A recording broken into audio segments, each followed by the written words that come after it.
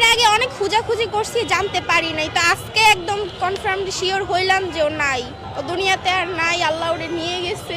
আমার ভাইয়াকে আমি 5ই আগস্ট থেকে খুঁজে পাই না। আমরা 4 তারিখেও মিছিলে গেছিল এবং 5 তারিখেও আবার গেছে। 4 তারিখে গিয়ে আসছে, 5 তারিখে যে গেছে ওই 5ই আগস্ট থেকে এই পর্যন্ত ওর কোনো খোঁজ পাই নাই আমরা।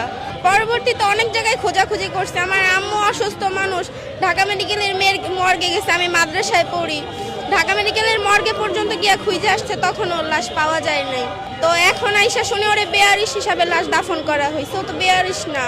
বড় মুখ কইরা গেছে, বড় মুখ কইরা বলছে যে আমি হইলো তুমি চিন্তা করো না আম্মু, এত ভালো ভালো মানুষ মরতেছে, আমরা যদি ওইখানে না যাই তাহলে ওরা বেশি বেশি ওরকম করবে, আরও বেশি ইয়া করবে, তাইলে তুমি কোনো চিন্তা করো না, ভালো আছি। আমি যেহেতু মানুষের হেল্প করতেছি, অবশ্যই তারাও আমারে হেল্প করবে। জানতে পারলাম এটা মানে অনেকজন অনেক জায়গায় যাওয়া হয়েছে, আম্মু এগুলা নিয়ে অনেক হয়রানি করা হয়েছে আম্মুকে। আমি মাদ্রাসায় বোর্ডিংয়ে ছিলাম আবাসিকে, এই জন্য এত বেশি জানতাম না, কিন্তু আম্মুর কাছ থেকে শুনছি অনেক জায়গায় গেছে, অনেক জায়গায় গেছে এবং অনেক হয়রানি হয়েছে। এমন মানে আমরা হ্যাকারের হাতে পড়ছিলাম, 6,000 টাকা নিচ্ছে আমাদের। আমি তো অনেক দিন ঘুরছি, অনেক কষ্ট করছি, এগুলা আসলে এতগুলা কথা আমার মনে থাকে না, আমার মাথায় এখন সমস্যা হয়ে গেছে। যাত্রাবাড়িতে ওর সাথে যে ওর বন্ধুগুলো আসছিল, ওনাদের কাছ থেকে জানতে পারছি যে আমাদের কাশপুর থেকেও যাত্রাবাড়ি পর্যন্ত আসছে, এবং এই জায়গায় যখন দেখছে যে ঝামেলা বেশি হইতেছে, ওর বন্ধুরা চলে গেছে, ওরে বলছে যে চলো আমরাও চল মুন্না চলে যাই। ও বলছে কি যে না, ভালো ভালো মানুষগুলো মারা যাইতেছে, আমি যদি দেশের জন্য জীবন দিই কি হবে। তো ওইখান থেকে আর ওর বন্ধুরাও ওর খবর জানে না।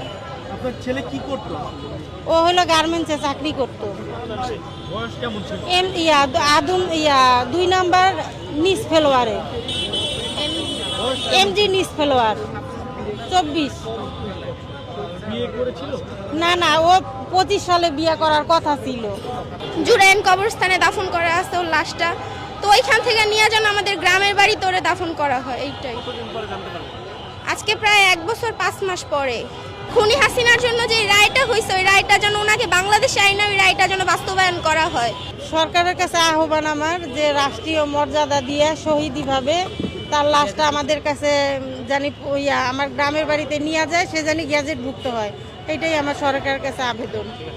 কিন্তু সংগঠনের পক্ষ থেকে কি আপনাদের জানানো হয়েছিল কিনা যে আপনার ভাই নিহত হয়েছে বা না, এরকম কোনো কিছুই জানানো হয় নাই আমাদেরকে। আমরা এরকম দৌড়াদৌড়ি অনেক জায়গায় করার পরে জানতে পারছি, এর আগে আমরা জানতে পারি নাই। কাদের মাধ্যমে জানলেন যে আপনার ভাই নিহত হয়েছে? হ্যাঁ, বৈষম্য বিরোধী ছাত্র আন্দোলনের